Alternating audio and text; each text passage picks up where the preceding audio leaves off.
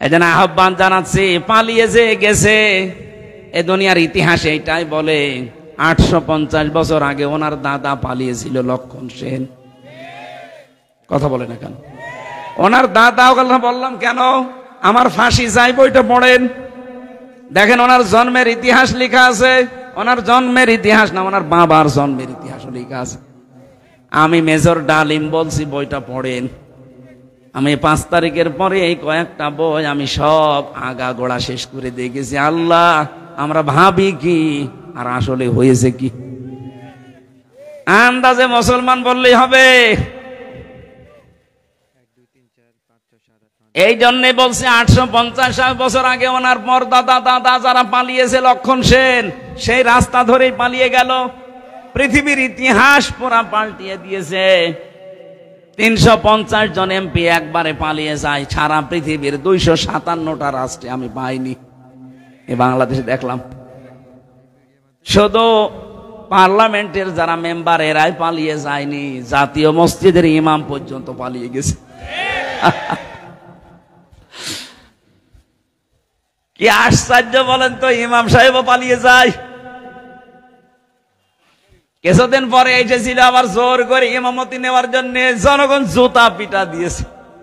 পরের দিন দেখলাম স্ট্যাটাস দিয়েছে ফেসবুকে, জনগণ আমাকে জুতা দিয়ে পিটিয়েছে কিন্তু আমার গায়ে লাগেনি। ওরে শয়তান, মানুষের বিবেক মরে গেছে। ও মানুষটা কত নিচে নেমেছিল বলেন। দুনিয়ার স্বার্থে এই লোকটা নৌকা মার্কা নিয়ে দাঁড়িয়েছে। আমার মনে হয় লোকটা যদি কুকুর মার্কায় দাঁড়াইতো তাও পাস করত। কারণ মার কাটা আল্লাহ এত বেশি ঘৃণিত বানিয়ে দিয়েছে, পায়খানার দিকে মানুষ এখন তাকায়, তাও নৌকার দিকে তাকায় না। তাকায়, এখন চড়া লাগবে মাঝে মাঝে বন্যা হলে। এই কারণে যারা এখন চড়তে যায় তারাই ধরা খায়। এই যে দরবেশ নৌকায় করে পালিয়ে যাচ্ছিল, সাবধান। এই জন্য নৌকা যখন ডুবে গেছে, ও ছাতা আর মনে হয় কিয়ামতের আগে উঠবে না। কারণ দুনিয়ার ইতিহাসে এইটাই আমরা পড়েছি, কোন স্বৈরাচার যদি একবার পালিয়ে যায় ও জীবন থাকতে আর ফিরে আসে না। কারণ ও জানে আমি গেলেই মারা পড়ে যাব।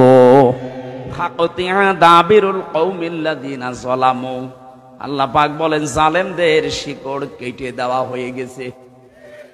সুতরাং এখনো যারা আশা করে আছেন যে না মা আসতেছে, এ আশা বাদ দেন। কারণ জালেমদের শিকড় কেটে দিয়েছে কে? কিন্তু এই 8-9 দিনে আমরা কিছু ষড়যন্ত্র দেখতে পাচ্ছি। যারা পালিয়ে গেছে এরা এখন বাইরের বিভিন্ন মোড়লের কাছে ধর্ণা দিচ্ছে, আর এই মিথ্যা কথাটা তারা জানাচ্ছে যে আমরা নির্বাচিত ছিলাম, আমাদেরকে উৎখাত করা হয়েছে। এটা তাহা মিথ্যা কথা। 15.5 বছরে যারা ছিল ওরা যে নির্বাচিত ছিল, এ কথা শয়তানকে বললে সেও বিশ্বাস করবে না। আপনি বলেন, ঘোড়াকে জিজ্ঞাসা করেন, ঘোড়া হাসবে। একটা কথা বললে, কারণ নির্বাচিত হওয়া লাগে যে পদ্ধতিতে, আল্লাহ সে পদ্ধতি কোরআনে কারিমে সূরা হজের 78 নম্বর আয়াতে দিয়েছেন। হুয়া জিতাবাকুম, আল্লাহ বলেন আমি তোমাদেরকে নির্বাচিত করি লক্ষ লক্ষ নবীর উম্মত থেকে, তোমাদেরকে আমি আল্লাহ নিজে নির্বাচিত বাছাই করেছি। তাহলে নির্বাচিত করার দায়িত্ব কার? পদ্ধতি কি? না, কথা বন্ধ করা লাগবে ভাই। যত জরুরি হোক 1 ঘন্টা পরে বলবেন, মাইকের আওয়াজ আরো বাড়িয়ে দেবেন, আমার গলা বসে যায় না জানো। নির্বাচিত করা লাগে যে পদ্ধতির মাধ্যমে, ওটার বাংলা নাম নির্বাচন। বাংলা নাম কি?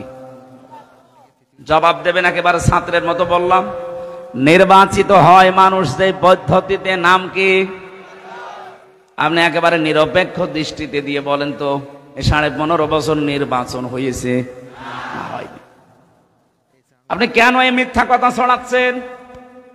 কাদের সিম্পিতি আবার পেতে চান? সারা দুনিয়া জানে যে আপনি নির্বাচন ছাড়াই ছিলেন, কারণ 154 জন নির্বাচনের আগে ঘোষণা দিয়েছেন। কথা বলেন না কেন? দিনের ভোট আপনি রাতে করে নিয়েছেন। কিভাবে বলেন যে আমি নির্বাচিত ছিলাম? একটা হাজি মানুষ এত বড় মিথ্যা কথা আপনি বলতে পারলেন? হ্যাঁ,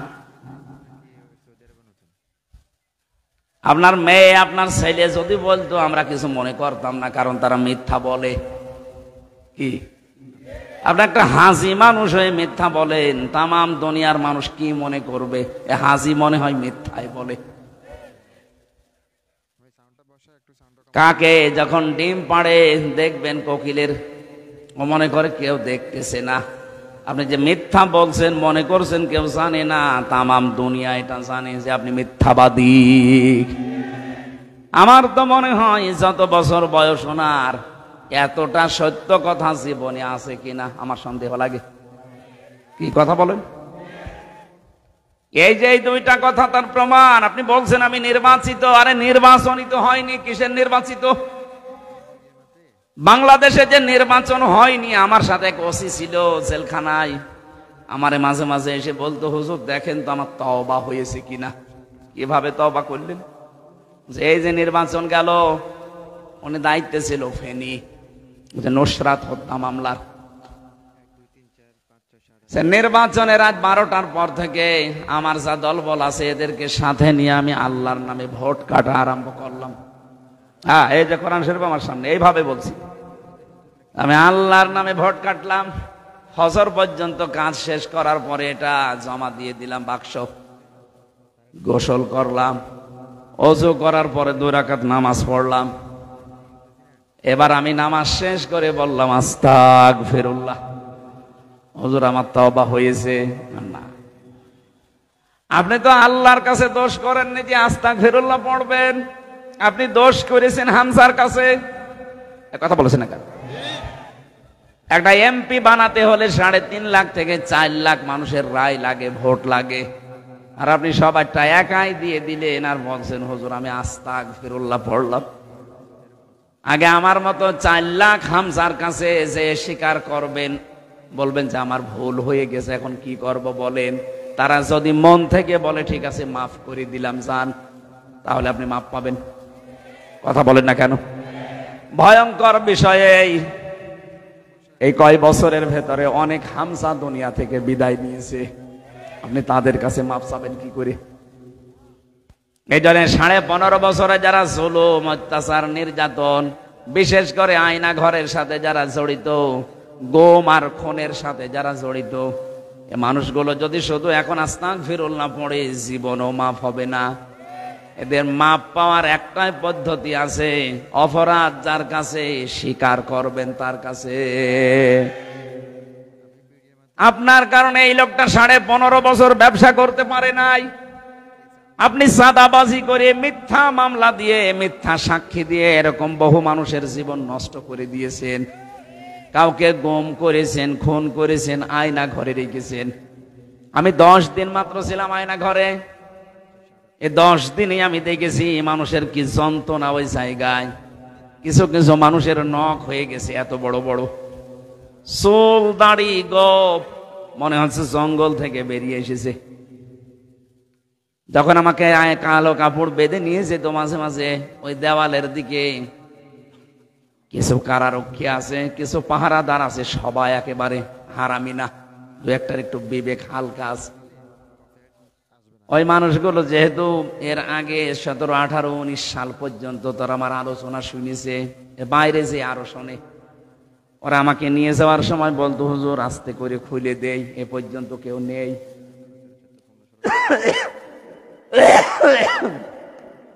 মাটির নিচে ওই সুড়ঙ্গ ঘর দিয়ে যখন নিয়েছে, এত বড় বড় নখ হয়ে গেছে, দেওয়ালের সাথে খুশিয়ে খুশিয়ে কেউ কেউ লিখেছে, মোবাইল নাম্বার দিয়ে নিচে লিখে দিয়েছে, ভাই যদি মাইরে যেতে পারেন নাম্বারে বলবেন যে আমি বেঁচে আছি। আপনি কি করেছেন টের পাচ্ছেন? আপনি যদি মেরে ফেলতেন, ইলিয়াস আলীকে ধরার পরে যদি আপনি মেরে ফেলে বলতেন তাকে মেরে ফেলেছি, তার বউটা অন্তত অন্য জায়গায় বিয়ে করতে পারত। কথা বলে না কেন? তার ছেলে, ওই ছোট্ট ছোট্ট মেয়েগুলো জানতো যে বাবা মারা গেছে। এখনো পর্যন্ত আপনি জানালেনও না যে লোকটা মরে গেছে, অথচ তাকে বহু আগে আপনি মেরে ফেলেছেন। এই গম, এটা আমার মনে হয় মানুষ হত্যার চাইতেও বড় অপরাধ। এদেশে কিয়ামতের আগে যারাই আসবে, এই গম নামক এত বড় মানবতা বিরোধী কাজ যেন কিয়ামত পর্যন্ত তুলে দেয়। আপনি মেরে ফেলেন একটা মানুষকে তার অপরাধের জন্য, আপনি গম করবেন কোন কারণে? কত ক্ষতি হয় জানেন? এটাই আমার 10টা দিনের ভেতরে আমার বাবা, মা, স্ত্রী, আমার 2টা মেয়ে পাগল হয়ে গেছে। 10 দিন মাত্র। মুফতি ফখরুল আমার সাথে ছিল, উনি আমাকে বলতো, ভাই হামজা তোমার সাথে কি করে আমি জানি না, আমার এই পায়ের ভেতর দিয়ে হাত দিয়েছে, এভাবে বসিয়ে পায়ের ভেতরে হাত দিয়ে সামনে যে লোহার ব্যারিকেড দেওয়া আছে ওর সাথে হাত বেঁধে হ্যান্ডকাপ দিয়ে লাগিয়ে দেয়। আরে ভাই 2 মিনিট, 5 মিনিট, 10 মিনিট না, বছরের পর বছর। কাউকে আমি 8 বছর, 10 বছর, 14 বছরের মানুষ দেখেছি ওখানে। 14টা বছর একটা মানুষ, এদিকে 1.5 হাত, এদিকে 3.5 হাত, এতটুকু একটা ঘর, কোনো আলো বাতাস নেই। একটা মানুষ জানে না যে এটা কোন বছর, কোন সাল চলছে, কি মাস এটা, কি বার এটা, কয়টা বাজে, ওর কিচ্ছু জানা নেই। 2-5 দিন, 10 দিন থাকলে তো মানুষ পাগল হয়ে যাওয়ার কথা। আমি তো প্রায় হাফ পাগল হয়ে গিয়েছিলাম। অথচ আপনি আসেন 14 বছর। আমার মনে হয় এই দেশের 18 কোটি মানুষকে, মানুষ যদি যিনি পালিয়ে গেছে ওনাকে মাফ করে দেয়, ব্যারিস্টার আরমানের বউ জীবনও মাফ করবে না, এম ইলিয়াস আলীর বউ জীবনও মাফ করবে না। আপনি ওই জায়গায় থাকলে বুঝতে পারতেন কি করেছেন। এ কঠিন অবস্থাগুলো আপনি তৈরি করলেন, আর এখন বলছেন আস্তাগফিরুল্লাহ, আল্লাহ আমাকে মাফ করে দেন। আল্লাহর কাছে আপনি অপরাধ করেছেন, আপনি অপরাধ করেছেন আমাদের কাছে। কথা বলেন ঠিক কিনা? যাদের কাছে অপরাধ করেছেন, যদি সত্যি আপনি জালেম হয়ে থাকেন, আপনি নিজেও জানেন আপনি জালেম কিনা। অপরাধ যার কাছে স্বীকার করবেন তার কাছে। কিভাবে স্বীকার করবেন? যে বলবেন যে ভাই আমার মাফ হয়ে গেছে, ভুল হয়ে গেছে, না, এই 15.5 বছরে তার যে বিশাল ক্ষতি করে ফেলেছেন, ওই ক্ষতিপূরণ আগে তাকে দেবেন। কথা বুঝতেছেন? আমার যে 3টা বছরে আমার বাবার কাছ থেকে প্রায় 30 লাখের উপর আপনার টাকা নিয়েছেন বিনা কারণে। এই যে কয়েকদিন আগে মামলা আমার সব খারিজ হয়ে গেল, আদালত কর্তৃক প্রমাণিত যে আমার কোনো দোষ নেই, আমি নির্দোষ। আদালত বলছে আমার কোনো দোষ পাইনি, আমি নির্দোষ। বিনা কারণে নির্দোষ মানুষটাকে 3 বছর আপনি তাও সাধারণ জেলে রাখেননি, ফাঁসির কন্ডেম সেলের ভেতরে রেখেছিলেন। বলেন, আমি কি ওই ধরনের অপরাধ করেছিলাম? ওখানে তো রাখা লাগবে যে মানুষগুলো মার্ডার মামলার আসামি। কেন আপনি আমাকে ওখানে রাখলেন? আমারে আর মামুনুল হককে আর ওই গিয়াসউদ্দিন মামুন সাহেবের 3 জনের ব্যাপারে এত কড়াকড়ি ছিল ভেতরে, দেখতাম ওই ফাঁসির কন্ডেম সেলে রেখেছে, আবার সিসি ক্যামেরা দিয়ে রেখেছে, আমার সাথে যেন কেউ কথা না বলে। এত মানসিক কষ্ট, খাবারের কষ্ট, যোগাযোগ বিচ্ছিন্ন করে রেখেছিলেন। আর আপনি এখন আস্তাগফিরুল্লাহ পড়বেন, আল্লাহ আপনাকে মাফ করে দেবে। আমরা কি করছি? হায় 15.5 বছর আবার আপনাকে আমি বাঁচাতে চাই। যদি সত্যি মাপ পেতে চান, এই মায়া কান্না বাদ দিয়ে সত্যি যদি মাপ পেতে চান, যার কাছে যে অপরাধ করেছেন এই অপরাধ স্বীকার করেন, আর ওই অপরাধের জন্য যা যা ক্ষতি হয়েছে ক্ষতিপূরণ দেন। কাউকে মিথ্যা মামলা দিয়েছেন, মিথ্যা সাক্ষী দিয়ে তাকে 5 বছর জেল খাটিয়েছেন, ওই 5 বছরে তার যে বিশাল ক্ষতি করে ফেললেন, ওই ক্ষতিপূরণ আপনাকে দেওয়া লাগবে। আমার মনে হয় এই তাওবা যদি বাংলাদেশে আরম্ভ হয়, আগামীতে যারাই রাষ্ট্রনায়ক হবে, আগামীতে যারাই দেশ নায়ক হবে, তারাও চিন্তা ভাবনা করে দেশ চালাবে। কথা বলেন না কেন? আর এই তাওবা যদি না হয় দেশে, পৃথিবীতে সন্ত্রাস মুক্ত করা কখনোই সম্ভব হবে না। মানুষের ভেতরে যে আছে, দিন দিন এদের অপরাধ প্রবণতা বাড়তে থাকবে। আমরা আশা করি আজকে থেকে অপরাধ যার কাছে করবেন, ক্ষমা চাবেন তার কাছে। একটা হাদিস বলছে, যুবতী মেয়ে এসে বলে, হে রাসূল আমি জিনা করে ফেলেছি। নবীজি বললেন কাউকে বলবা না, চলে যাও। মেয়েটি আবার এসে বলে, হে রাসূল আমি জিনা করেছি। কানে আওয়াজ লাগবে।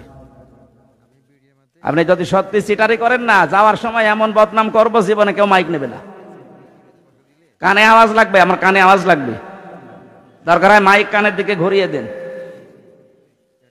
আধা ঘন্টা পরে আমি জানছি আমার গলা বসে যাবে, তাড়াতাড়ি করেন, বাইরে আওয়াজ দেওয়ার কোনো দরকার নেই।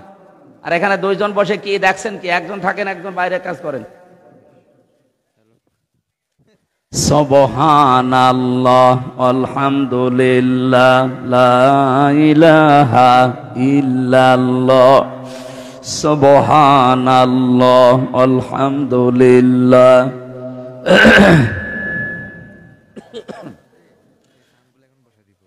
আমি জিকির করতে বলেছিলাম, আপনার মুখ বন্ধ করে বসে আছেন কোন কারণে? নাকি জবান বন্ধ করে দিয়েছে আল্লাহ? সুবহানাল্লাহ আলহামদুলিল্লাহ লা ইলাহা ইল্লাল্লাহ লা ইলাহা ইল্লাল্লাহ মুহাম্মাদুর রাসূলুল্লাহ। আল্লাহুম্মা সাল্লি আলা সাইয়্যিদিনা মাওলানা মুহাম্মাদ ওয়া আলা আলি সাইয়্যিদিনা মাওলানা। বগুড়াবাসী নবীজি তিনবার মেয়েটাকে ঘুরিয়ে দিলেন। মেয়েটি আবার সামনে এসে বলে, হে রাসূল, আমাকে মুক্ত করেন, আমি এই জেনার গোনা নিয়ে মারা যেতে চাই না। আমি জানি 3টা অপরাধের শাস্তি মরণের পরে ডবল করে আল্লাহ দেবে। কয়টা? আরো জোরে বলেন। আল্লাযীনা লা ইয়াদউনা মা'আল্লাহি ইলাহান আখারা। 1 নম্বরে দুনিয়ায় যারা আল্লাহর সাথে অন্য কাউকে ডাকে তাদের শাস্তি ডবল হবে। আর এটা বাংলাদেশে বেশি। আল্লাহকে ডাকছে, কিছুক্ষণ পরে দেখবেন আলী বাবা, কেল্লা বাবা, ফাতে বাবা, এগুলো চট্টগ্রাম বিভাগে বেশি। কথা বলেছে না কেন? এই কুমিল্লা ব্রাহ্মণবাড়িয়ায় আপনি দেখবেন ইন্টারনেটে কি জিকির চলছে। কিছুক্ষণ আল্লাহর জিকির করার পরে দেখবেন উল্টা পাল্টা জিকির। কথা বলেন না কেন? তাহলে আল্লাহর সাথে যারা অন্য কাউকে ডাকবে এদের শাস্তি হবে ডবল। ওয়ালা ইয়াকতুলুনা আন-নাফসাল্লাতী হারামাল্লাহু ইল্লা বিল হক। যারা অন্যায়ভাবে মানুষ হত্যা করে। 2024 সালের আগস্টের 5 তারিখের আগ পর্যন্ত 3732 জন মানুষ মারা গেছে সরকারি জরিপে। এদের একটাও আপনি দলিল দিতে পারবেন কোন কারণে মারলেন এদের? এই যে মানুষ হত্যার সাথে যারা জড়িত ছিলেন, টপ টু বটন প্রত্যেকের শাস্তি ডবল হবে। কথা বলেন না কেন? মানুষ হত্যার সাথে যারা জড়িত তাদের বাঁচার জন্য একটাই পদ্ধতি আছে, তাদের মেরে ফেলা লাগবে। এটা আমি বানিয়ে বললাম। সূরা বাকারার 178 নম্বর আয়াতে আছে, এই যে কিসাসের বিধান আল্লাহ এমনিতে দেয়নি, দুনিয়ার ভারসাম্য রক্ষা করার জন্য আল্লাহ এটা দিয়েছেন।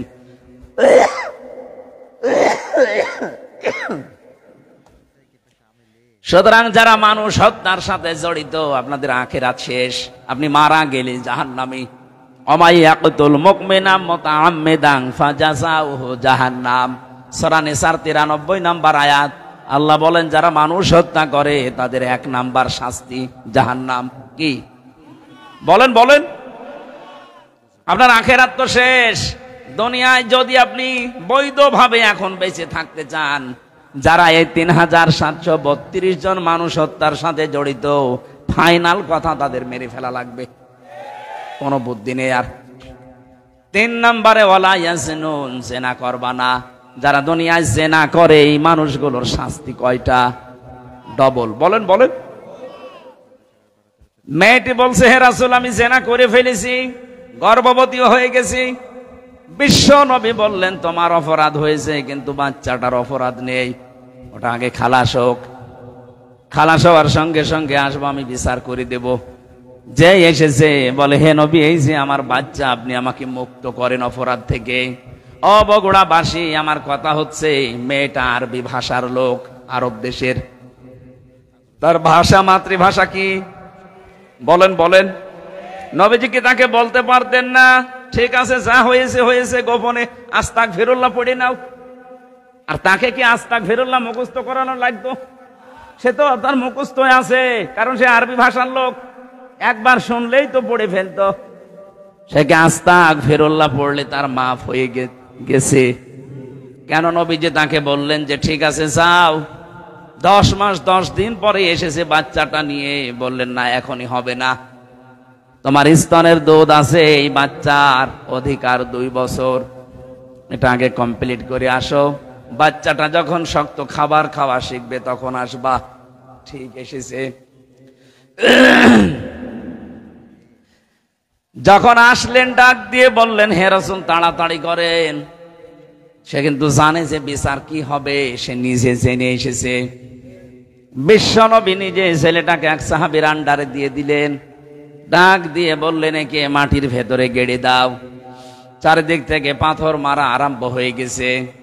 হযরতে খালিদ ইবনে ওয়ালিদ বলেন এত জোরে একটা পাথর নিক্ষেপ করলাম, ওটা ফিনকে দিয়ে রক্ত এসে আমার শরীরে লেগে গেছে। আমি বরদোয়া দিয়েছিলাম, ভৎসনা দিয়েছিলাম।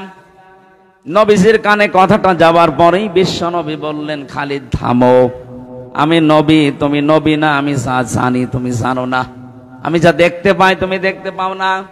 আমি দেখতে পেয়েছি আজরাইল ৭০,০০০ ফেরেশতা নিয়ে আকাশ থেকে নাজিল হয়ে আমাকে বলছে হে রাসূল এই মহিলার যে তাওবা, এর যে অনুশোচনা, এর যে কর্মকাণ্ড দেখিয়ে গেল দুনিয়ায়, এমন ভাবে যদি কোনো জালেমও তাওবা করে যেতে পারে আল্লাহ তাকেও মাফ করে দেবেন। কি বুঝলেন আপনি এই ছোট্ট স্টোরি থেকে? শুধু অপরাধ করে আস্তাগফিরুল্লাহ পড়লে যদি মাফ হয়ে যেত। হ্যাঁ, আস্তাগফিরুল্লাহ পড়লে আপনার জীবনে যে গুনাহগুলো আল্লাহর সাথে ঘটেছে, আল্লাহর অধিকার নষ্ট করেছেন, ওইগুলো মাফ হবে। আপনি সব সময় এজন্য পড়বেন ইস্তেগফার, আস্তাগফিরুল্লাহ আস্তাগফিরুল্লাহ। কিন্তু তাওবা যদি কেউ করতে চায়, তাওবা করলে জীবনের অপরাধ শুধু মাফ হয় না, ওই জায়গাটা আল্লাহ পুরা ফাঁকা করে দেয়, বাকি জায়গাটা আমার আল্লাহ পুরা নেকি দিয়ে পাল্টিয়ে দেয়। ইল্লা মান তাবা ওয়া আমানা ওয়া আমিলা আমালান সলিহা ফাউলাইকা ইউবাদদিলুল্লাহু সাইয়্যাতিহিম হাসানাত। দুইটাই বহুবচন।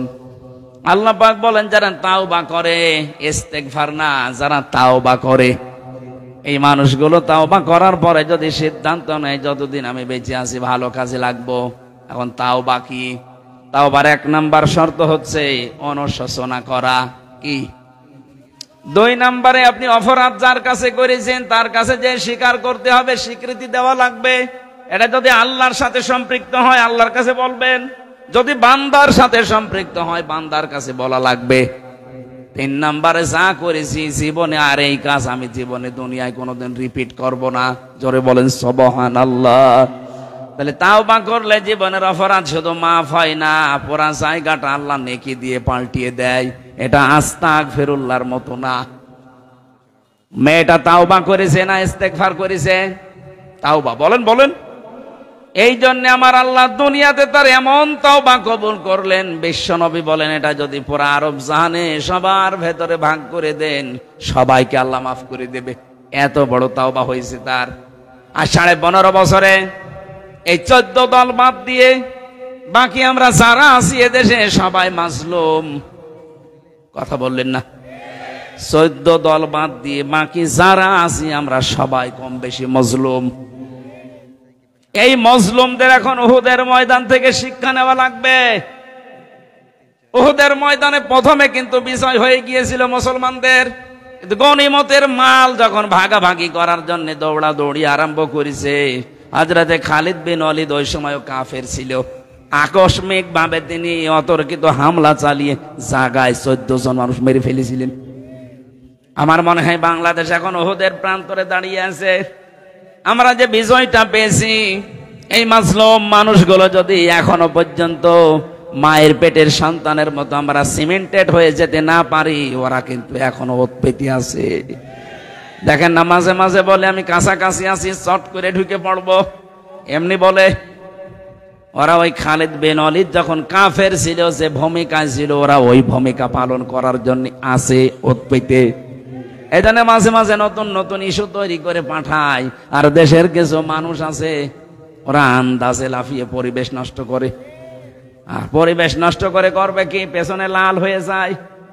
এই কথা বলছে না কেন? যে গোপালগঞ্জে আরম্ভ করেছিল, ওই সময় কয়েকদিন শুনলাম বাসের ভাড়া গোপালগঞ্জ থেকে ঢাকা পর্যন্ত যদি আপনি দাঁড়িয়ে যান 1000 টাকা, আর বসে গেলে 500 টাকা। কারণ বসার মতো কায়দা আর্মি ওদের রাখে নাই। কথা বলেন ঠিক কিনা? এই জন্য আহ্বান জানাচ্ছি, পালিয়ে যে গেছে, এ দুনিয়ার ইতিহাসে এটাই বলে 850 বছর আগে ওনার দাদা পালিয়েছিল, লক্ষণ সেন। কথা বলে না কেন? ওনার দাদাও কথা বললাম কেন? আমার ফাঁসি চাই বইটা পড়েন, দেখেন ওনার জন্মের ইতিহাস লেখা আছে। ওনার জন্মের ইতিহাস না, ওনার বাবার জন্মের ইতিহাস লেখা আছে। আমি মেজর ডালিম বলছি, বইটা পড়েন। আমি 5 তারিখের পরে এই কয়েকটা বই আমি সব আগা গোড়া শেষ করে দেখেছি। আল্লাহ, আমরা ভাবি কি আর আসলে হয়েছে কি? আন্দাজে মুসলমান বললেই হবে। এই জন্যে বলছে 850 বছর আগে ওনার পরদাদা দাদা যারা পালিয়েছে, লক্ষণ সেন, সেই রাস্তা ধরেই পালিয়ে গেল। পৃথিবীর ইতিহাস পুরা পাল্টিয়ে দিয়েছে। 350 জন এমপি একবারে পালিয়ে যায়। সারা পৃথিবীর 257টা রাষ্ট্রে আমি পাইনি, এই বাংলাদেশে দেখলাম। শুধু পার্লামেন্টের যারা মেম্বার এরাই পালিয়ে যায়নি, জাতীয় মসজিদের ইমাম পর্যন্ত পালিয়ে গেছে। কি আশ্চর্য বলেন তো, ইমাম সাহেবও পালিয়ে যায়। কিছুদিন পরে এসেছিল আবার জোর করে ইমামতি নেওয়ার জন্য, জনগণ জুতা পিটা দিয়েছে। পরের দিন দেখলাম স্ট্যাটাস দিয়েছে ফেসবুকে, জনগণ আমাকে জুতা দিয়ে পিটিয়েছে কিন্তু আমার গায়ে লাগেনি। ওরে শয়তান, মানুষের বিবেক মরে গেছে। ও মানুষটা কত নিচে নেমেছিল বলেন। দুনিয়ার স্বার্থে এই লোকটা নৌকা মার্কা নিয়ে দাঁড়িয়েছে। আমার মনে হয় লোকটা যদি কুকুর মার্কায় দাঁড়াইতো তাও পাস করত। কারণ মার কাটা আল্লাহ এত বেশি ঘৃণিত বানিয়ে দিয়েছে, পায়খানার দিকে মানুষ এখন তাকায়, তাও নৌকার দিকে তাকায় না। তাকায়, এখন চড়া লাগবে মাঝে মাঝে বন্যা হলে। এই কারণে যারা এখন চড়তে যায় তারাই ধরা খায়। এই যে দরবেশ নৌকায় করে পালিয়ে যাচ্ছিল, সাবধান। এই জন্য নৌকা যখন ডুবে গেছে, ও ছাতা আর মনে হয় কিয়ামতের আগে উঠবে না। কারণ দুনিয়ার ইতিহাসে এইটাই আমরা পড়েছি, কোন স্বৈরাচার যদি একবার পালিয়ে যায়, ও জীবন থাকতে আর ফিরে আসে না। কারণ ও জানে আমি গেলেই মারা পড়ে যাব।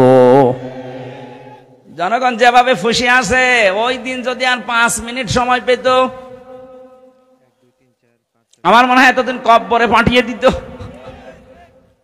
হায়াত আছে বলে বেঁচে আছেন, কিন্তু সারা জীবনে এখন যতদিন আছেন অপমানের জীবন নিয়ে থাকা লাগবে।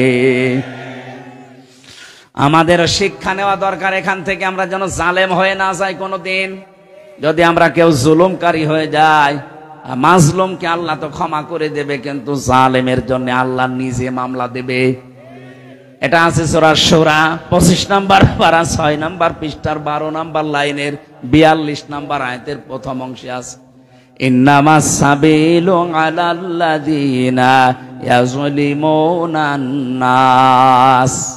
অবশ্যই আমি আল্লাহ নিজে মামলা দায়ের করব তাদের বিরুদ্ধে যারা মানুষ হয়ে মানুষের উপরে জুলুম করেছে।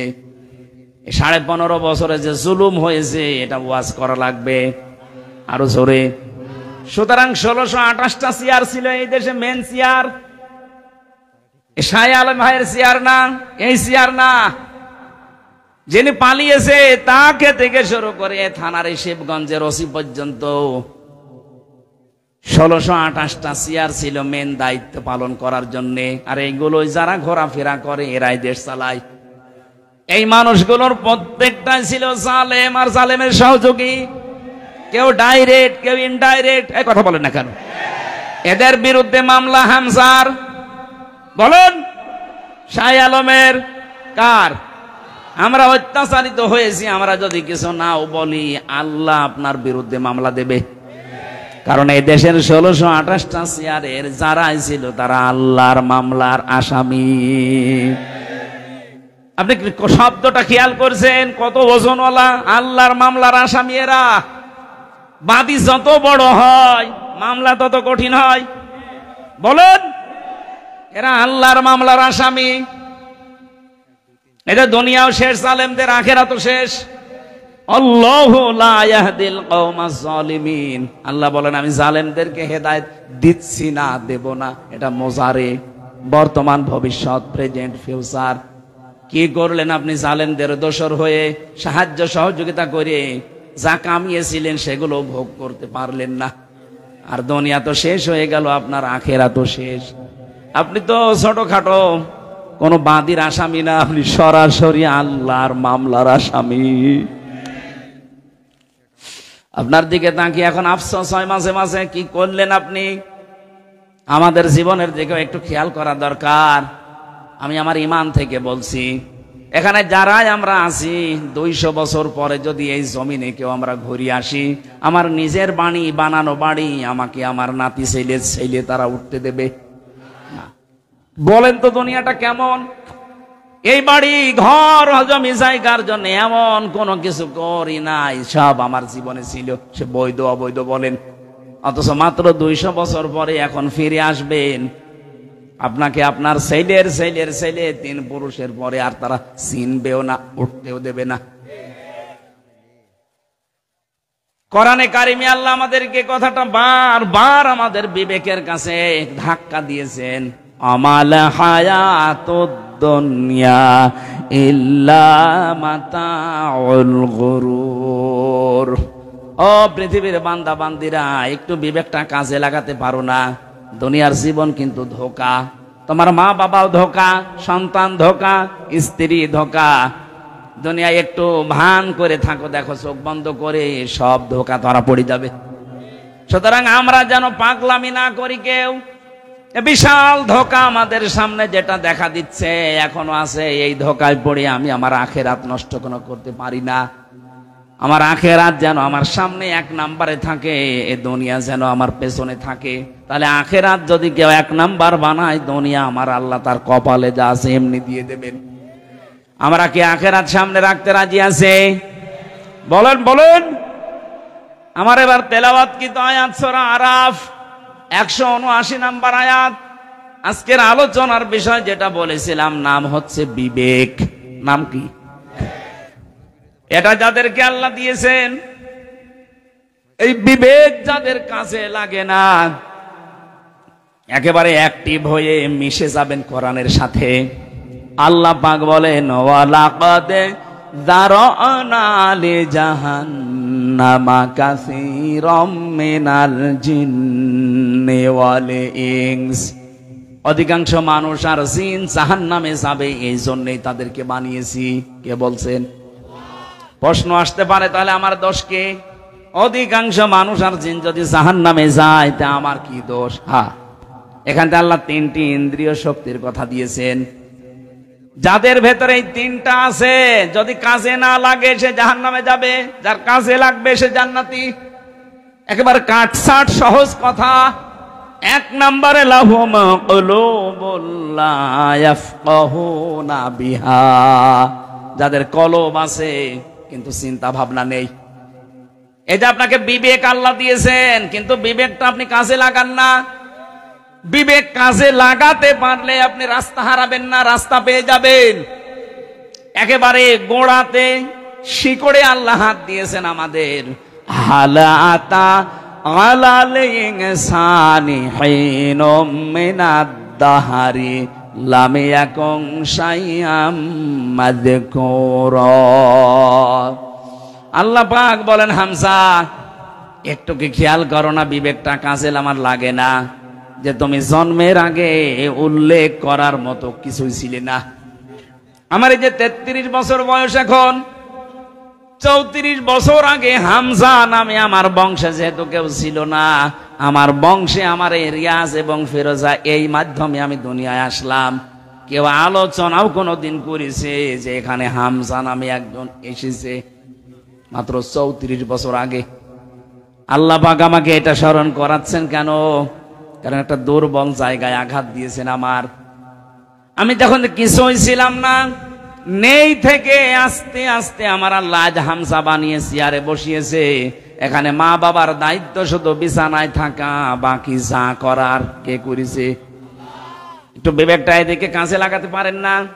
আল্লাহ আমাদের একটা স্মরণের মাধ্যম দিয়েছেন এইভাবে, ফালিয়ানজুরিল ইনসানু মিম্মা খুলিক খুলিকা মিম্মা দাফিকি ইয়াখরুজু মিন বাইনিস সুলবি ওয়াত তারাইব।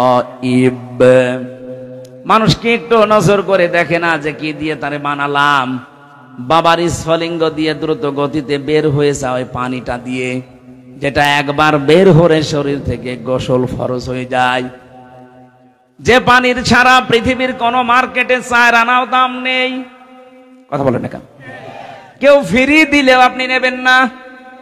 এরকম একটা না পাক দুর্গন্ধযুক্ত পানি দিয়ে আল্লাহ আমার অস্তিত্ব আরম্ভ করলেন। আল্লাহ পাক বলেন এই পানিটা যখন মায়ের রেহেমের ভেতরে যায়, বাবার মাকে দিয়ে আমি আল্লাহ এই 2টা না পাক পানি এক জায়গায় 4-8টা জিনিস বানাই। চুল, রগ, হাড় আর পর্দা, রক্ত, গোশত, চর্বি আর চামড়া।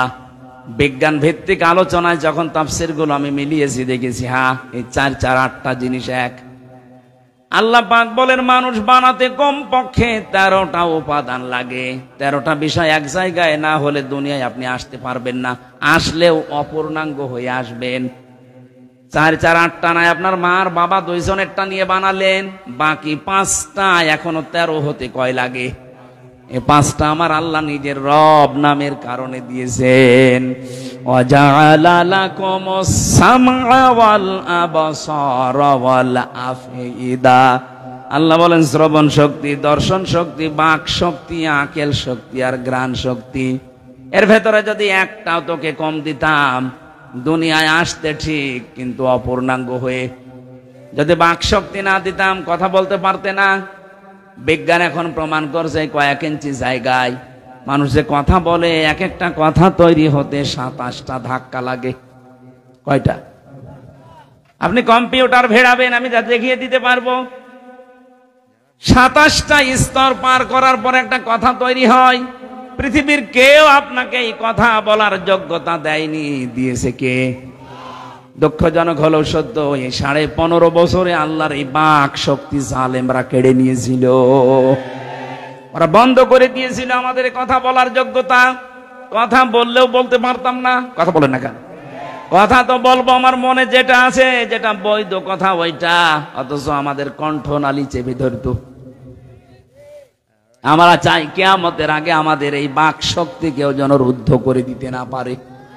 কথা বলেন। আমার এই অধিকার আমার আল্লাহ দিয়েছেন, আপনি কেন বন্ধ করলেন? কোরআনে কারিমে আল্লাহ যত বড় বড় রহমতের কথা তিনি জানিয়েছেন, তার ভেতরে 4টার কথা সবচাইতে বেশি জানিয়েছেন।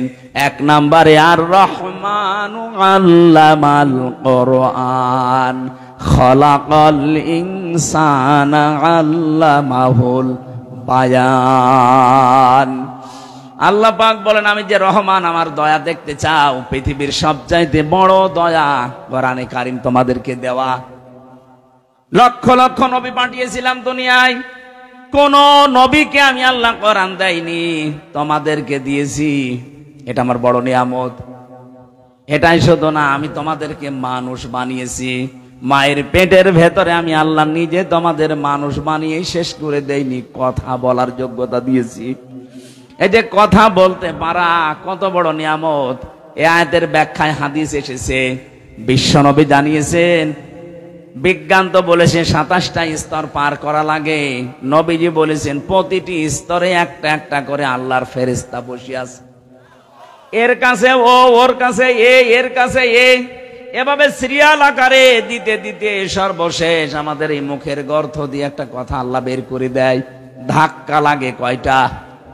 27। বলেন বলেন। আপনাকে যদি এই শক্তিটা আল্লাহ বাক শক্তি না দিত, বাকি 4টা দিত, তাহলে আপনি আসতেন, কিন্তু বোবা হয়ে কথা বলতে পারতেন না। আরে ভাই, এইটার জন্য তো কিয়ামত পর্যন্ত সেজদায় পড়ে থাকার কথা। দর্শন শক্তি আল্লাহ আমাদেরকে দিয়েছেন, আলাহুম আ'য়ুনুল লা ইউবসিরুনা বিহা। কি হয়েছে? চোখ দিলাম তোদেরকে, কেন দেখিস না? যেটা দেখার দরকার মানুষ ওইটা দেখে না, যেটা দেখা দরকার না, নিষিদ্ধ, ওইটার দিকে মানুষের চোখ বেশি। বলেন, একটু কন্ট্রোল করা যায় না নিজেকে? আজ কত মানুষ নিজের বৈধ স্ত্রী বাদ দিয়ে পরকীয়া প্রেমে 180 মাইল বেগে লাইন চালাচ্ছে। নাকি এলাকায় শুরু হয়নি? নিষিদ্ধ বস্তু দেখতে দেখতে চোখের পর্দা কালো হয়ে গেছে। যেটা দেখা দরকার না ওইটা যদি কেউ বারবার দেখে, আমার আল্লাহ চোখের উপরে 2টা জিনিস দান করে, তার বৈধ জিনিসগুলোর প্রতি ঘৃণা জন্মিয়ে যায়। সেদিন একজন স্ট্যাটাস দিয়েছিল আমাকে, বলছে আমার বৈধ স্ত্রী কয়েক বছর সংসার করার পর একটা সন্তানও দিয়েছে, কিন্তু এখন আমার আর ভালো লাগে না। বাইরের মেয়ে লোক দেখলে খুব ভালো লাগে, আনন্দ লাগে। বললাম, এই রোগ থেকে মুক্ত হওয়ার জন্য 2টা পদ্ধতি আল্লাহ দিয়েছেন, ঔষধ। এখানে যাদের এরকম অভ্যাস আছে, নিজের জায়েজ স্ত্রী এখন আর ভালো লাগছে না, বাইরেরটা দেখলেই কেমন জানি আকর্ষণ তৈরি হয়, নাকি এলাকায় নেই? যদি এরকম মন মানসিকতা কারো তৈরি হয়, উলঙ্গ অর্ধ উলঙ্গ নাচ দেখলে আনন্দ লাগে, তাদেরকে আপনি কোরআনে কারিমের ঔষধ 2টা বলছি। সূরা নূর 18 নম্বর পারা 12 নম্বর পৃষ্ঠা 7 নম্বর লাইনে 30 নম্বর আয়াত। তো বাড়ি যে আয়াতটা একটু তাফসীর পড়বেন। وَقُلْ لِلْمُؤْمِنِينَ يَغُضُّوا مِنْ أَبْصَارِهِمْ وَيَحْفَظُوا فُرُوجَهُمْ ذَلِكَ أَزْكَى لَهُمْ ইন্নাল্লাহা খবীরুম বিমা ইয়াসনাউন। বলেন আল্লাহু আকবার। আল্লাহ পাক বলেন, হে নবী, মুমিন পুরুষ যারা আছে এখানে তাদেরকে আপনি বলে দেন, তারা যেন তাদের চক্ষুকে নিম্নগামী করে রাখে পর স্ত্রী থেকে, পর নারী থেকে। 2 নম্বরে তাদের লজ্জা স্থানকে হেফাজত করে। প্রশ্ন আসতে পারে, 2টা কাজ করা অত সহজ? হ্যাঁ, সহজ না। এই জন্যই তো আল্লাহ আপনাকে এত দামি বানিয়েছে।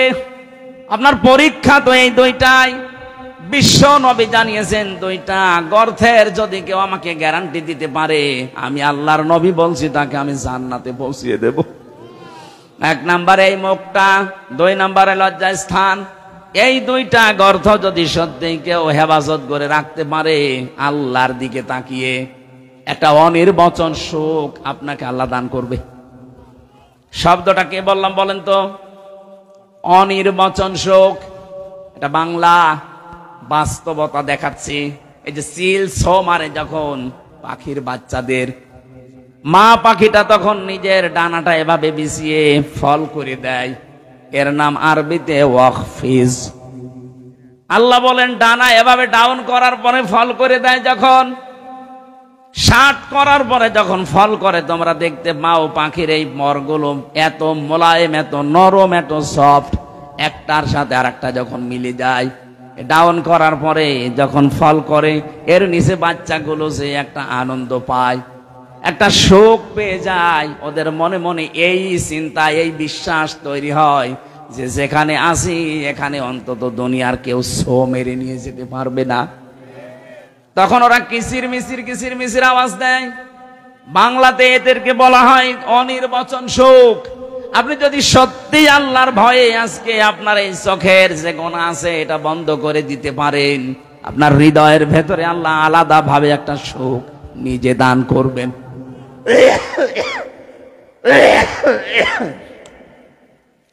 বগুড়াবাসী এই জন্য এখনই এই মুহূর্ত থেকে এই মাহফিল যদি সাকসেস করতে চাই, শুধু সুন্দর করে সাজানোই না, এটা বাড়ি নিয়ে যাওয়া লাগবে। যাদের মোবাইলে এমন দৃশ্য তৈরি করা আছে, ডিলিট করেন। যেটা নিচে দেখলে আনন্দ পান, অন্য দেখলে আপনার লজ্জা লাগে। এরকম দৃশ্য নেই? এই কথা বলছেন এখানে? এইরকম দৃশ্য যাদের আছে, নিজে দেখলে খুব আনন্দ লাগে, মজা লাগে, অন্য কেউ দেখলেই আপনার লজ্জা লাগে। এটা ডিলিট করবেন। কারা কারা হাত তোলেন তো? ওই মুরব্বী, দেখি মোবাইল দেখি। দেখি কি আছে দেখি।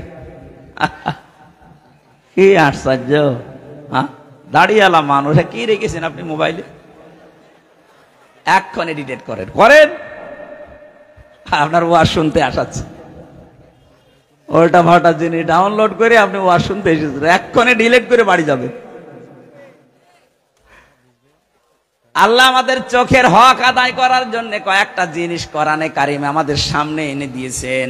আফালা ইয়ানজুরুনা ইলাল ইবিলি কাইফা খুলিকাত ওয়া ইলাস সামাই কাইফা রুফিআত ওয়া ইলাল জিবালি কাইফা নুসিবাত ওয়া ইলাল আরদি কাইফা সুতিহাত। বলেন আল্লাহু আকবার। আল্লাহ পাক বলেন, ও দুনিয়ার মানুষেরা, নজর করে একটু দেখতে পারো না? চোখ দিলাম, উটের দিকে তাকাতে পারো না? মরুভূমির জাহাজ বানিয়েছি ওইটা আমি। তোমরা একটু জমিনের দিকে তাকাতে পারো না? এটা বিছানা বানিয়ে দিয়েছি। ওই আকাশের দিকে তাকাও, খুঁটি ছাড়া বিশাল ছাদ মাথার উপরে রেখে দিয়েছি। পাহাড়ের দিকে তাকাও, পেরেক স্বরূপ পাহাড়কে আমি জমিনের সাথে গেড়ে দিয়েছি। ও বন্ধুরা, পেরেক যখন মানুষ মারে, এই যে তক্তার উপরে পেরেক মারা না নেই?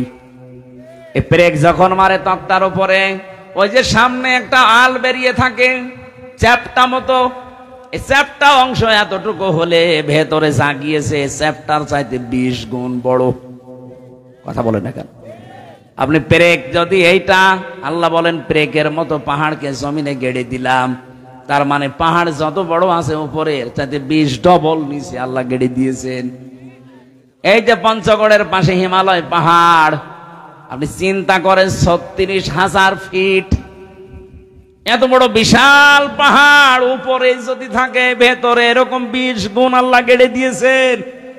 আল্লাহর ক্ষমতা কি! সাথে বিশ্বাস করি আল্লাহ একজন আছে। আরে ভাই, তার ক্ষমতা কি জানেন? কিয়ামতের আগে তা 7 তবক আসমান আর জমিন পুরাতন কাপড়ের মতো আল্লাহ নিজের হাতের ভেতরে গুটিয়ে নেবেন। জোরে বলেন আল্লাহু আকবার।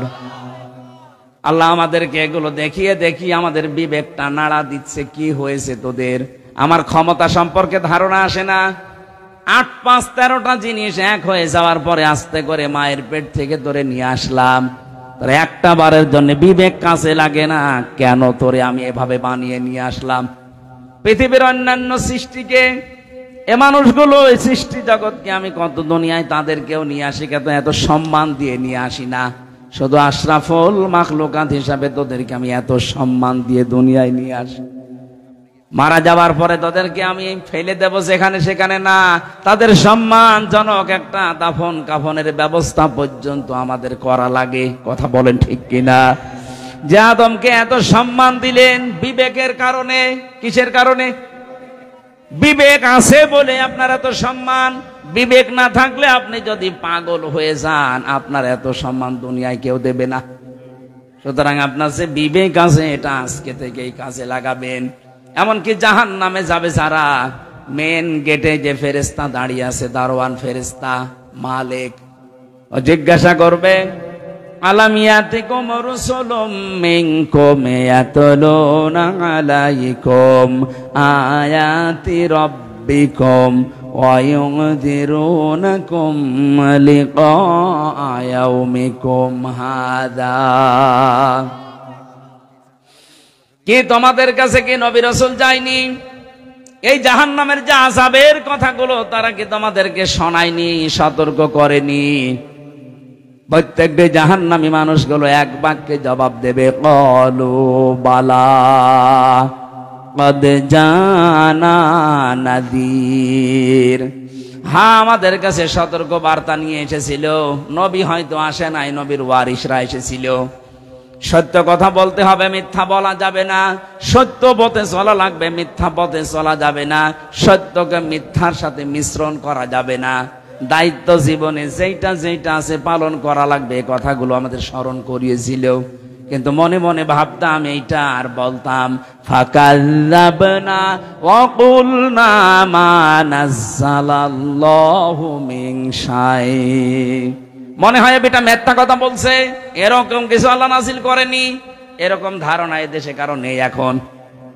এত ভেঙে ভেঙে কথা বলার পরে অনেকের মনের ধারণা, না এ মনে হয় আল্লাহ এরকম কথা দেয়নি, আমি কি বানিয়ে বলছি? বলেন বলেন। তখন ওরা এক বাক্যে জাহান্নামের ফেরেশতা দারোয়ানের কাছে বলবে, লাউ কুন্না নাসমাউ আও নাকিলু মা কুন্না ফি আসহাবিস সাঈর। আমরা যদি ওই জামানায় কথাগুলো শুনতাম জীবিত অবস্থায়, আর যদি বিবেক কাজে লাগাতাম, তাহলে আজকে এই জাহান্নামে আমাদের আশা লাগতো না। বগুড়াবাসী বিবেক যাদের আছে এখনো কিন্তু কাজে লাগান, নয়তো জাহান্নামী হয়ে যাবেন। বিশ্বনবী মেয়েদের সম্পর্কে জানিয়েছেন, নেককার মহিলা আল্লাহর কাছে 4টা গুণ বিশিষ্ট নারী। 1 নম্বরে ইদা নাজারা ইলাইহা সাররাতুহু, যার দিকে স্বামী তাকালে স্বামীকে আনন্দ দেয়। আজ হাজারো মহিলা পরিবারে এটা করে না, এটা মনে করে দুনিয়ার কাজ না, এটা আখিরাতের কাজ। স্বামী বাইরে থেকে যখনই আসবে, আপনার কথাবার্তা দিয়ে, অভ্যর্থনা দিয়ে, ওয়েলকাম দিয়ে, ব্যবহার আচার দিয়ে, খেদমত দিয়ে, যেভাবেই হোক তার মনটা তরুতাজা করা লাগবে। নবীজি বলেছেন, কোন মহিলা যদি স্বামীকে আনন্দ দিতে গিয়ে, হাসি খুশি করতে গিয়ে দাঁত বের করে ফেলে, যেই কয়টা দাঁত তার স্বামী দেখে আনন্দ পাবে, ওই কয়টা সওয়াব পাবে। ওরা দাঁত দেখায় স্বামী বাদ দিয়ে বিআইকে, দোলা ভাইকে। কথা বলেন না কেন? ওয়াইদা গাবা আনহা হাফিজাতুহু, 2 নম্বরে ওই মহিলার জন্য জান্নাতের 8টা দরজা খোলা থাকবে। যেই মহিলার স্বামী বাড়ি থেকে চলে গেলে, অনুপস্থিত থাকলে সে তার নিজের ইজ্জত আবরু সম্ভ্রমকে হেফাজত করে রাখে। কত মহিলার স্বামী বাড়ি থেকে চলে যেতে দেরিও মনে হয় যে ঈদ বেঁধে গেছে ওর। বলুন, পরকীয়া প্রেমে যারা লিপ্ত, মেয়েদের অভ্যাস একটা আছে জন্মগত ভাবে, ওরা যদি একবার কোন জিনিসের শান্তি পেয়ে যায়, জীবন চলে গেলে ওই জায়গা ছাড়তে চায় না। এটা শুধু দোষ ওদের একা না, হযরত আদম আলাইহিস সালামের স্ত্রী থেকে শুরু। জান্নাতে যখন ছিল, শয়তান যে মেন গেটে বলছিল, আকাসামাহুমা ইন্নী লাকুমা লামিনান নাসিহিন, আমরা আল্লাহর নামে কসম দিয়ে বলছি আমি তোমাদের হিতাকাঙ্ক্ষী। গোপন ভিত্তিতে সংবাদ পেয়েছি যে আল্লাহ তোমাদেরকে আরামের শান্তির জায়গায় বেশি দিন রাখবে না, তোমাদের তাড়িয়ে দেবে। হযরতে হাওয়া আলাইহিস সালাম আগে পেছনে চিন্তা না করে মনে করলেন, কি এত বড় আরামের জায়গায় থাকতে পারবো না, মানে বলছে কি করা লাগবে তাই বলেন, যা করা লাগে আরামের জায়গায় থাকতে আমি তাই করব। শয়তানের জন্য টার্গেট নিয়েছিল মহিলাকে। কাকে? বলেন বলেন। মেয়েদের চক্রান্ত যে কত ভয়ঙ্কর, জান্নাত থেকে পর্যন্ত আমাদের চলে আসা লেগেছে। 15.5 বছরে মেয়ে লোকের চক্রান্ত আপনি দেখতে পেলেন না। একবার কোন রকমে চেয়ারে বসার পর যে শান্তি পেয়ে গেছে, দুনিয়ার সব মানুষ মারা যাক, চেয়ার আমার চাই। এই জন্য মাঝে মাঝে দেখতাম এই কথা বলতো, নির্বাচন হয় হোক না হয় না হোক, আমি ক্ষমতা চাই। এটা শয়তানের কথা। কার কথা? মেয়েরা, আপনি স্বামী বাইরে গেলে, এই যে অনুপস্থিত স্বামী, আন্দাজে যার তার মোবাইলে কল দিয়ে এই যে শাবনূরের কণ্ঠে কথা বলেন, আপনি যতক্ষণ পরপুরুষের সাথে কথায় লিপ্ত থাকবেন, আপনার কবিরা গুনাহ উঠতে থাকবে। মেয়েরা মোবাইলে কোন আওয়াজে কোন সিস্টেমে কথা বলবে আল্লাহ তাও জানিয়েছেন। সূরা আহজাবের 32 নম্বর আয়াত, ইয়া নিসান নাবিয়্যি লাস্তুন্না কা আহাদিম মিনান নিসাই ইনিত্তাকাইতুন্না ফালা তাখদাউনা বিল কওলি। আল্লাহ পাক বলেন, হে নবীর স্ত্রীরা, পর্দার আড়াল থেকে যদি কথা বলতে চান, কথা বলবেন সত্য কথা, কিন্তু ভাষা করবেন রুক্ষ সূক্ষ্ম, গরম দিয়ে কথা বলবেন। যার সাথে কথা বলছেন ওনার মনের ভেতরে যদি শয়তান কোনো কিছু ওয়াসওয়াসা দেয়, ওইটা আর কাজে লাগবে না। আপনি মোবাইলে কথা বলতে হলে প্রথমে সালাম দিয়ে জিজ্ঞাসা করে, যদি স্বামী কোথায়, বলে স্বামী আছে বাথরুমে অন্য জায়গায়। কি কি দরকার এমন ঝাঁঝালো গলায় বলবেন। যদি পরপুরুষ হয়, ওর মনের ভেতরে শয়তান উকি ঝুঁকি দিলে ও সঙ্গে সঙ্গে পাল্টিয়ে যাবে। মনে মনে ভাববে, আল্লাহ এ কি মহিলা না আজরাইল। আর যদি শাবনূরের কণ্ঠে আপনি শুরু করেন আলাপ, ও মনে করবে কাজ হচ্ছে। একদিন 2 দিন 5 দিন পরে দেখবেন 2 সন্তান ফেলে দিয়ে উনি আল্লাহর রাস্তায় পালিয়েছে। এই জন্য স্বামী যখন বাড়ি থাকে না, স্বামীর সন্তান, স্বামীর সম্পদ, স্বামীর ইজ্জত আবরু হেফাজত করে রাখা নেককার মহিলার গুণ। 3 নাম্বার, ওয়া তুইনু আলা দীনি যাওজাতিহা। যখন স্বামী বাইরে থেকে দিনের কাজ কারবার করার জন্য থাকবে, তখন তাকে আপনি ছাড় দেবেন, সাহায্য করবেন, সহযোগিতা করবেন, উৎসাহ দেবেন। তো অধিকাংশ মহিলারা এটাই নেই। দিনের কাজে, মানবতার কাজে, 10টা মানুষের কর্মসংস্থান তৈরি করার জন্য স্বামী কাজ করছে, আপনি তার উৎসাহ দেবেন। আরো কথা বলেন না কেন? একটা মসজিদ বানিয়ে দিলে কয়জন মানুষ নামাজ পড়বে? নাই 2000। কথা বলেন না কেন? একটা রাস্তা যদি কেউ সংস্কার করে দেয়, একটা ব্রিজ বানিয়ে দেয়, লক্ষ লক্ষ মানুষ রাস্তায় হাঁটবে। 1000 মসজিদ বানানোর চাইতে একটা ব্রিজ, কালভার্ট সংস্কার করা আল্লাহর কাছে দামি। এরকম মানবতার পক্ষে যে কাজগুলো, মানবতাকে সাহায্য করার জন্য, আল্লাহর দ্বীন প্রচারের জন্য, কায়েমের জন্য, প্রতিষ্ঠার জন্য যারা কাজ করে বেড়ায়, নেককার স্ত্রীর কর্তব্য হচ্ছে তাকে উৎসাহ দেওয়া, সাহায্য করা। খাদিজাতুল কুবরা এইটাই করেছিলেন নবীর জন্য। এই জন্য আল্লাহ তাকে নিজে সালাম পাঠিয়েছেন। সুবহানাল্লাহ বলতে পারেন নাই? আপনাকে সালাম দেবে কি করে? আপনি তার বাধা দেন। আপনার স্বামী কি মদ গাঁজা খেয়ে বেড়াচ্ছে? সে তো মানবতার পক্ষে কাজ করছে, 10টা মানুষের কর্মসংস্থান তৈরির জন্য চেষ্টা চালাচ্ছে। সমাজের জন্য কাজ করে যারা, মানবতার জন্য, ইসলামের জন্য, তাদের স্ত্রীরা যেন ছাড় দেয়, সাহায্য করে, উৎসাহ দেয়। এটা নেককার মহিলা। 4 নাম্বারে, স্বামী যেটা পছন্দ করে, নেককার হতে চাইলে ওইটা আপনাকে পছন্দ করা লাগবে যদি জায়েজ হয়। আমি সহ যত স্বামী এখানে আছি, প্রতিটি স্বামী আমরা চাই এবং পছন্দ করি মন থেকে। যে কোরআন হাতে নিয়ে বলছি, মন থেকে আমি চাই এবং পছন্দ করি বিয়ের পরে যেন আমার মা বাবা আমার সাথে থাকে। কথা বলেন না কেন? 100টার আজ 98টা মহিলা এটা চায় না। নামাজ পড়ে, রোজা রাখে, কালো বোরকা পরে, কিন্তু স্বামীকে মাঝে মাঝে খোঁচায় কি আর কতদিন একসাথে থাকবা, আলাদা হবা না। এই কথাটা শুধু ওই মেয়ে লোকের না, ওই মেয়ে লোককে হাওয়া দিচ্ছে ওই মেয়ে লোকের মা আর বড় বোন। ওখান থেকে শুধু হাওয়া দেয়, আর কতদিন থাকবে একসাথে। আরামে খেতে চাইলে আলাদা হ। এরকম শাশুড়ি আর বড় শালি কার আছে? হাত তোলেন তো। একজনে আছে না? কি ইয়ার কি মারা কথা না, ওরা আছে, সত্যি আছে। সম্মানিত মা বোনেরা, আপনি মনে করেছেন আমি নামাজ পড়ি, রোজা রাখি, কালো বোরকা পরি, জান্নাত আমি পাবো না? পাবে কি? কে বলিস আপনি জান্নাত যাবেন? জান্নাতে যেতে হলে আপনার স্বামী যেটা পছন্দ করে ওটা যদি জায়েজ হয়, আল্লাহর কসম আপনার কষ্ট হলেও মেনে নেওয়া লাগবে। এই যে কয়েকদিন আমি গিয়েছিলাম আগে নীলফামারী কিশোরগঞ্জ থানা, একটা বৃদ্ধাশ্রমে ঢুকলাম। কতগুলো মা আর বাবা বসে আছে, তাদের চোখের দিকে তাকালেই মনে হচ্ছে ওরা সন্তানের জন্য বরদুয়া দিচ্ছে। কত কষ্ট লাগে একটা সন্তান বড় করতে। যারা বাবা আছে জিজ্ঞাসা করে দেখেন, একটা ছেলে একটা মেয়ের পেছনে 25 বছর 22 বছর শ্রম দেওয়ার পরে তার বিয়ে দেওয়া হয়। আমার মনে হয় আমার এই ছোট্ট মেয়েটাকে নিয়ে আমি যে ঝামেলায় আছি, আমাকে নিয়ে আমার বাবা মা ঠিক এই ঝামেলায় ছিল। প্রতিটি মানুষের পেছনে তার মা বাবা ঠিক এইভাবে শ্রম দিয়েছে। অথচ লাইন ধরে এই লাইনে বাবা, এই লাইনে মা বসে আছে বৃদ্ধাশ্রমে, সবগুলোর সন্তানই আছে। এতে সন্তানগুলো নিজেরা বর ধাক্কা সহ্য করতে না পেরে বৃদ্ধাশ্রমে মাকে রেখে গেছে। সূরা আরাফ পড়েছি। আরাফের প্রথম বাংলা অর্থ হচ্ছে আরাফ মানে প্রাচীর। আরাফ মানে, নবীজি বলেন জান্নাত আর জাহান্নামের মাঝে আল্লাহ একটা প্রাচীর দিয়ে রাখবে। কিছু মানুষকে আল্লাহ দাঁড় করিয়ে দেবে, ওদেরকে আল্লাহ জাহান্নামও দেবে না, জান্নাতেও দেবে না। সাহাবী প্রশ্ন করলেন, হুজুর জান্নাতে দেবে না কেন? নবীজি বলেন এরা আর যাই করুক মা বাবার হক আদায় করতো না, তাদের সাথে খারাপ ব্যবহার করতো। আজকে গতকালকে বগুড়াতে একটা ছেলে মাকে জবাই পর্যন্ত করে ফেলেছে।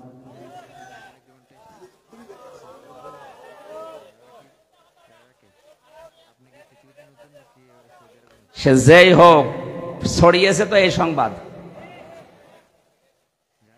এটা যদি নাও হয়ে থাকে, এরকম জঘন্য কাজ বাংলাদেশ সহ বিশ্বে এখন অনেক জায়গায় হচ্ছে। নিজের মাকে পর্যন্ত জবাই করে ফেলতে পারে যে সন্তান, আমার মনে হয় আরাব নামক প্রাচীরে অলরেডি দাঁড়িয়ে আছে। সাহাবী বললেন, হুজুর ওরা জাহান্নামে যায় না কেন? বিশ্ব নবী বলেন, ওদেরকে আল্লাহ জাহান্নামে দিচ্ছে না, কারণ ওরা দুনিয়াতে দিন কায়েমের জন্য চেষ্টা করত। সুতরাং আপনার জীবনের মেন টার্গেট বানাবেন আল্লাহর দিনকে করে জমিনে কায়েম করা যায়, সে যেভাবেই হোক। পদ্ধতি যদি এই দুনিয়াতে আল্লাহর পাঠানো সিস্টেমের বাইরে যায়, ওই পদ্ধতি মানা যাবে না, যেটা জিএমবিরা করে না। ইসলাম কোনদিন এই পৃথিবীতে জঙ্গিবাদ, সন্ত্রাসী, বোমা হামলা এটা সমর্থন করে নাই, করবেও না। এই পৃথিবীর ময়দান শান্ত রাখার জন্য আল্লাহর যে নিয়ম আছে, রসুলের দেখানো যে পদ্ধতি আছে, এইটা অ্যাপ্লাই করে যদি কিয়ামত পর্যন্ত লাগে দিন কায়েম না হয়, আপনার অসুবিধা নেই, আপনি চেষ্টা করার কারণে বেতন পেয়ে যাবেন। কথা বলেন না কেন? আমাদের চেষ্টা থাকা লাগবে। কি করে? আলা আলাহুল খালক ওয়াল আমর, এই জমিন আল্লাহ বানিয়েছে, কি করে আল্লাহর জমিনে আল্লাহর দিন এখানে দাঁড় করানো যায়। এটা আমি করতে পারলে ভালো, না করতে পারলো আমার লস নেই। আমার বিকাল 5টা মানে জীবনের শেষ দিনে আল্লাহ আমাকে বেতন দিয়ে দেবে, আর আমার বেতনের নাম জান্নাত। বেতনের নাম কি? এই জন্য আমাদের বিবেকটা আজকে আমাদের কাজে লাগানোর সময়।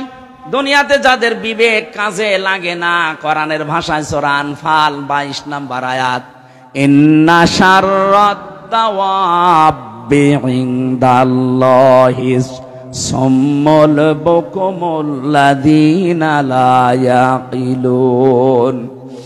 দুনিয়াতে যাদের বিবেক কাজে লাগে না, আল্লাহ বলেন, হে নবী, ওদেরকে মানুষের মতো দেখতে মনে হলে ওগুলো জানোয়ারের চাইতেও খারাপ। আমি বারবার বলছি কেন শব্দটা? কারণ 15.5 বছরে যারা ছিল, একটারও বিবেক কাজে লাগে নাই।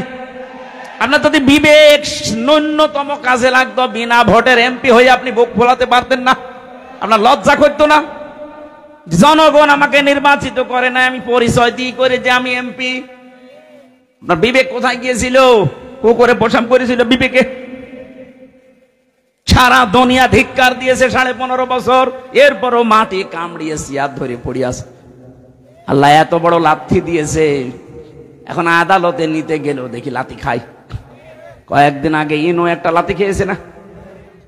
শুধু ওরে না, যারা জালেম ছিল প্রত্যেককে লাথি দেওয়া দরকার। এগুলো তো দুনিয়ার লাথি, আখেরাতের লাথি পড়ে আছে।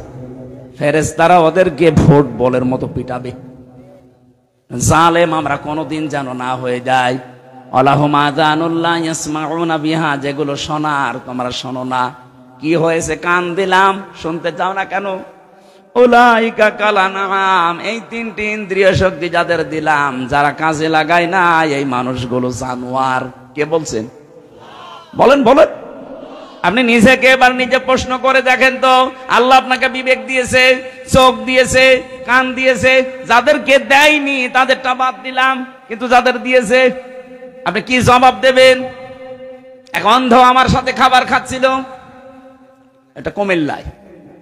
হঠাৎ দেখে বিদ্যুৎ চলে গেল, আমরা চিল্লা পাল্লা আরম্ভ করেছি। অন্ধ আমার হাত চেপে ধরে বলছে, হুজুর চিল্লান। মাত্র 1.5 মিনিট 2 মিনিট কারেন্ট চলে গেছে, আপনি চিল্লাচ্ছেন। অথচ আজ 42 বছর আমার জীবনে কারেন্ট নেই। আল্লাহ যদি চোখটা সত্যি আপনাকে না দিত, কি হইতো বলেন তো আপনার জীবনে? কত লাতি গোতা, কত মানুষের অপমান অপদস্থ সহ্য করা লাগতো। এই জন্য কাজে লাগান। এটা যদি দেখার শক্তি পেয়েছেন, শোনার শক্তি পেয়েছেন, বিবেকটা আল্লাহ দিয়েছে, পাগল বানায়নি। সত্যি যদি কাজে লাগাতে না পারেন, আপনি আল্লাহর কাছে জানোয়ার। আল্লাহ বলেন, বালুহুমা দল, তার চাইতেও তুই আমার কাছে নিকৃষ্ট। উলাইকা হুমুল গাফিলুন, তুই গাফেল। আর গাফেলের জন্য আল্লাহর বানানো বাগান জান্নাত নেই। মেয়েদেরকে যে 4টা কথা বললাম, যখনই স্বামী আপনার দিকে নজর দেবে, স্বামীকে খুশি করবেন। স্বামী বাইরে গেলে হেফাজতে রাখবেন নিজের লজ্জা স্থান, নিজের সন্তান, স্বামীর সম্পদ। 3 নম্বরে স্বামীকে সাহায্য করবেন, মানবতার কাজে, দিনের কাজে উৎসাহ দেবেন। 4 নম্বরে স্বামী যেটা পছন্দ করে যদি জায়েজ হয়, কষ্ট হলে ওইটা সাপোর্ট করবেন। আল্লাহ মেয়েদের এই 4টা গুণ যদি অর্জন হয়, নবীজি বলেন জান্নাতের 8টা দরজায় আল্লাহ তার জন্য উন্মুক্ত করে রাখবে। এই আয়াতটা আমাদের জীবনে আল্লাহ যেন পুরাটা সেট করে দেয়, বলেন আমিন। কিভাবে আল্লাহ বানিয়েছেন আমাদেরকে, আমি রেফারেন্স ছাড়া জেলখানায় বসে বসে বই তৈরি করেছিলাম, বাইরে এসে ওগুলো রেফারেন্স দিয়ে দিয়ে ছেড়েছি। ওই যে গাড়িতে আছে সৃষ্টি জগতের সূচনা, মেয়েদের জীবন সম্পর্কে লেখা আছে, ছেলেদের আছে। যাওয়ার সময় ওটা আপনার স্ত্রীকে, মেয়েকে, বউকে, ফুফুকে ওদেরকে উপহার দেবেন। ওই যে গাড়ি আছে মনে হয় এই গেটে আছে, ওগুলো যাওয়ার সময় নিয়ে যান। আজকের মতো কালকে যেহেতু অনুষ্ঠান আছে, আরো বড় মাওলানা আসবে, আজিজুল ইসলাম ভাই, আমি দোয়া করে শেষ করছি, ওটা যাওয়ার সময় নিয়ে যান। আল্লাহুম্মা আমিন। লা ইলাহা ইল্লা আনতা সুবহানাক ইন্নী কুনতু মিনাজ জালিমিন।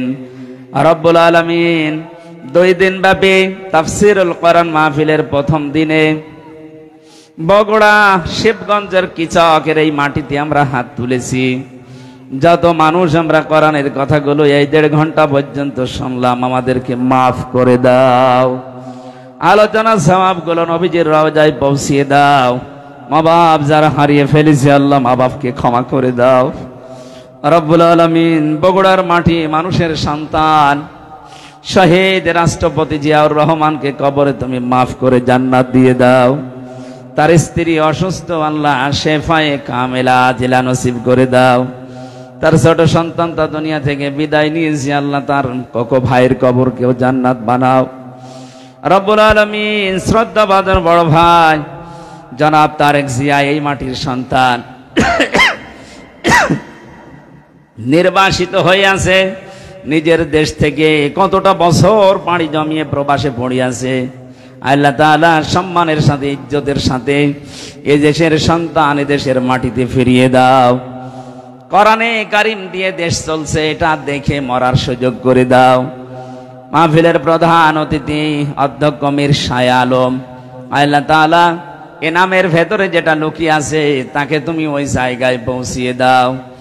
জনগণের খেদমত করার জন্য আশা আকাঙ্ক্ষা পেশ করেছে, তোমার এলমে জানা আছে তার দ্বারা কি হবে, মানবতার কাজ হবে, ইসলামের কাজ হবে, তোমার জানা থাকে আল্লাহ তুমি তাকে বিজয় করে দিও। সম্মানিত সভাপতি মাহফিলের যে 2 জন আলেম, আল্লাহ বিশেষ করে আমার আফসার ভাই, জনগণের দায়িত্ব তাকে দিয়েছিলে, সামনে যেন তুমি তাকে সঠিকভাবে দায়িত্ব পালন করার সুযোগ করে দিও। মা বোনদেরকে 4টা গুণে গুণান্বিত হওয়ার তৌফিক দাও।